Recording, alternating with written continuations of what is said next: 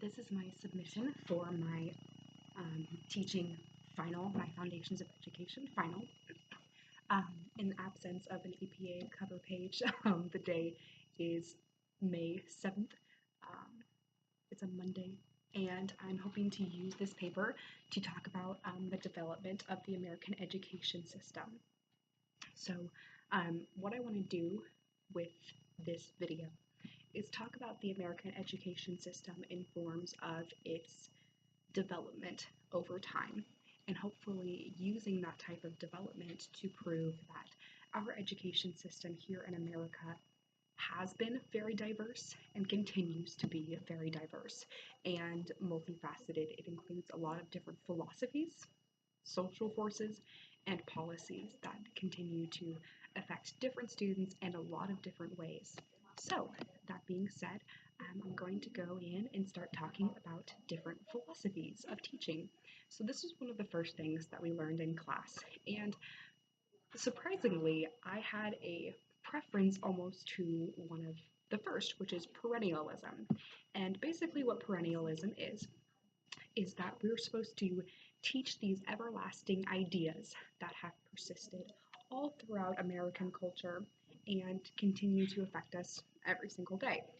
These types of everlasting ideas are things like the way that we are affected by art and the humanities and different types of philosophies, um, and that we need to continue to bring ourselves back to these original founding thoughts. And the reason that I closely associated with this is because I believe in the power of arts and the humanities and how they have worked so hard to form American culture. However, after learning about this, I realized that yes, those are important, but it's also very important to realize how those things have grown over time and how different philosophies of teaching, I guess, better address what perennialism tries to get at. So, perennialism tries to get at these really important facets in our culture, but other philosophies get at that as well without staying too past minded, I guess. So another one of the philosophies that I definitely did not agree with was essentialism. What essentialism does is focus on the fact that there are certain skills that you need to have to become a working member of society, and that's what our education system should do, is they should focus on these specific skills. So with essentialism, we see the rise in STEM-focused careers. We see a lack of fine arts in our school. We see a really heavy emphasis on math and reading and kind of an Xing out of basically everything else. And the reason that I disagree with the tenets of essentialism is because our schools should be very multifaceted and should be very diverse to be able to meet the needs of all the different types of students that we have. And obviously, coming from a theater education major, it would be obvious that I would say that things like theater and art and music are really important to creating a type of creativity and expanding the mind of a student, a type of expansion that you can't get simply from reading, writing, and math. However, right now we are very focused on essentialism just because of trying to make our education system internationally competitive. The next one is progressivism, and this is very student and experience centered, so focusing a lot on how the learner fits into their situation and what they need to do to experiment different types of ideas so that they can become very fully involved in their education. I like this one a lot because it's very student-centered, and I think education should be, and it focuses on, I think, a growth mindset where students can learn to experiment and do a lot of different things. Now, there might be a right answer, but there's a lot of different ways to get there, or even maybe that there's not a right answer, and I think progressivism really focuses on that, and that's something that I really enjoy. The final one that we learned about was social reconstructivism. And this has a lot to do with focusing on diversity and focusing on really big social changes that the United States is going through. This one is really important because it addresses the culture that we're growing up in and that we're teaching our students in. So it has a lot of roots in what I've read is it's had a lot of roots in socialism and feminism and these big, overwhelming social forces that need to be addressed in our classrooms because once students leave, they're going to have to be involved in those types of situations. So it's important to teach them. So after learning about all of these different philosophies, I think I most closely relate with progressivism just because I like that emphasis on the student and on the fact that they can experiment and try different ways of doing things.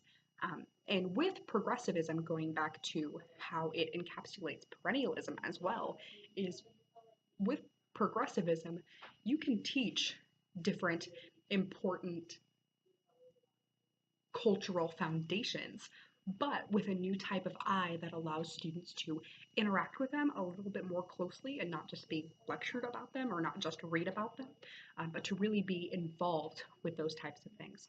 So that is one that I think is really important. Now talking about the different social forces that cause our education system to be very unique and be very multifaceted and diverse. So we learned specifically about two different experiences of minorities in our education system. First being um, the effect on Black students, and next the effects on Native American students. So I'll go in first in talking about Black students and their experience in the American education system. So when we talk about Black students, I think it's really important to start with Brown v. Board, and the fact that it more or less allowed Black students to be integrated with white students because before that they went to completely different schools. Though the effects on this are pretty hotly debated because as we can see now, there's still a lot of segregation in our schools. But obviously Brown v. Board was really important in making sure that it was illegal to actually segregate these. So now going here in the present, the effects of this desegregation perhaps weren't as good as the um, the people in the past might have wanted it to. So Brown v. Board probably would have hoped that we would have total equality and full integration of races in our school systems. That's not true because when I gave one of my lessons over the existence and the experience of Black students in our American education system, they have most of the times, nowhere near the amount of success that our white students are granted. So overall, they have a worse education, worse testing, worse performance, and this isn't necessarily their fault at all. It's a lot of really big compounding factors from their births that leave them in such a big gap that are really hard for them to get past. So they're born into lower poverty rates, which allow, parents have to work more jobs and aren't able to be as fully active in their schooling, and we know that parent activism in schooling helps students a lot. They're not able to get help at home, so it's just so many factors that make it so much more difficult for our Black students to be able to achieve the same as white students. So that continues to force our teachers to be able to keep that in mind when they're teaching Black students that um, they have to make sure that they're getting the same quality of education because in a lot of places they aren't, and that's really unfortunate. We also talked about Native Americans in one of the, um, I think one of the first facilitations. So in that facilitation, they made us all completely assimilate, completely remove ourselves from our culture and go somewhere else completely. And this was very true of what Native Americans had to deal with and to some extent still have to deal with. So their facilitation largely focused on the assimilation that Native Americans were forced to be into. So white colonizers basically forced Native Americans not only to give over their land, but forced them into white-centered schools where they would learn to speak English, completely change their identity to fit white culture. And this is still a lot of, to a degree, what's happening in our schooling today is that we are not teaching a great amount of diversity in our classes and kind of whitewashing, in some cases, a lot of what we teach so that we're not allowing our students to draw in their diverse backgrounds into their education. And therefore, if they can't bring in their own background to their own education, it's a lot more likely that they're not going to want to be involved. So that was a very important facilitation that we went in through, and definitely shows us that we're not all teaching the same students. But finally, we're talking about different policies that shape the American education system. And this one I will enjoy talking about because this was largely from my facilitation, the different, especially corporate and governmental policies that shape a lot of how we teach. So one of the biggest policy changes that happened that changed our American education system was No Child Left Behind and Race to the Top, respectively Bush and Obama. What these effectively did was put more stress on the teacher to be able to teach to standardized tests.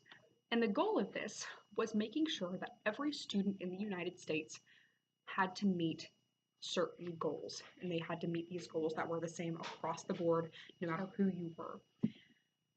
And if teachers were able to get their students to meet these goals, they were sometimes praised, they were given raises or nothing at all. But if the students were not able to meet these goals, teachers could be fired, taken out of their jobs, lose their tenure, all types of really bad stuff.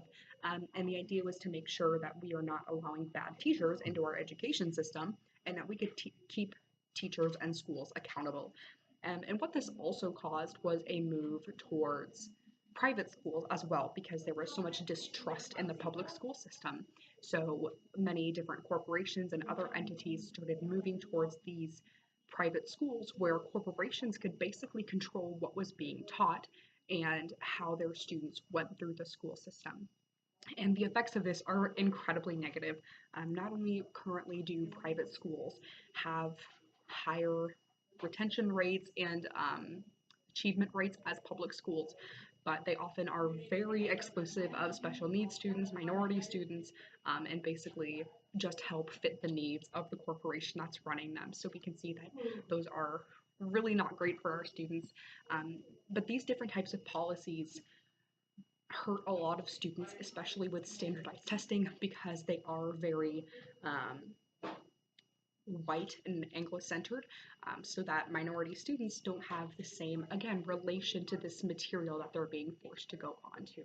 So we see here that our students are getting a difference in education between public and private schools because of the policies that pushed our students and parents and others towards private schools. This type of multifacetedness between our policies in our schools hasn't necessarily been to the benefit of our students or our teachers or our communities in general. So hopefully all of this talking has helped prove that our American education system is incredibly diverse, incredibly multifaceted. It includes a lot of different philosophies, social forces, policies that greatly affect how our students are able to go through their days, and greatly affect how our teachers need to be working with these students. Teachers going into the field need to understand that they're going to be working with a wide array and a lot of different types of students, that they need to be able to be strong enough and skilled enough to meet the needs of every different type of student, regardless of their background, and regardless of the challenges that they might come in with. They also need to be able to help fight against these different policies that may be holding them back, and be able to be the most effective teacher that they can. And that's it. That's my final.